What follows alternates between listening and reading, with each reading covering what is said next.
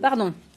Une dictée géante a réuni ce matin 400 participants à la faculté de pharmacie de Nancy, des étudiants et des professionnels venus tester leur niveau d'orthographe.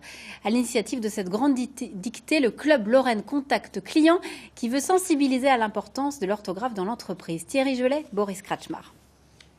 Alors le titre c'est « Opération Accord Parfait ».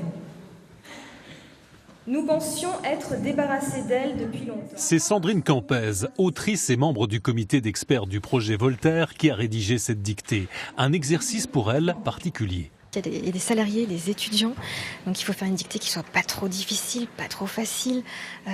J'ai glissé quand même quelques mots un petit peu compliqués. Il y a l'expression bailler aux corneilles qui est pas évidente à écrire. Il y a l'adjectif immarcessible qui est assez difficile aussi si on ne le connaît pas.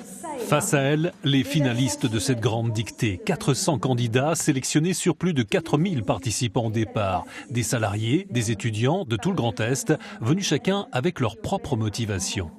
Ça nous pousse à nous surpasser et c'est plutôt des mots assez complexes. Parfois, c'est ça qui va faire la différence.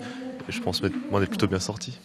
Je me suis toujours considéré comme un peu un maniaque de l'orthographe, de la conjugaison.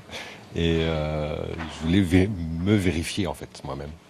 Pour représenter mon entreprise, pour porter les valeurs de mon entreprise et montrer qu'on est au top au niveau de l'orthographe et de la grammaire avec nos clients. C'est l'association L2C, Lorraine Contact Client, qui est à l'initiative de cette grande dictée. Son idée, sensibiliser chacun à l'importance de l'orthographe dans le milieu professionnel. Nous, dans nos métiers, dans la relation client, on est en contact avec la clientèle en permanence. Et aujourd'hui, ce n'est pas acceptable d'avoir un mail ou un courrier avec des erreurs ou de compléter un contrat avec des erreurs. Voilà, ça peut mettre en préjudice l'image d'entreprise, le salarié et puis tout ce qui s'enchaîne derrière.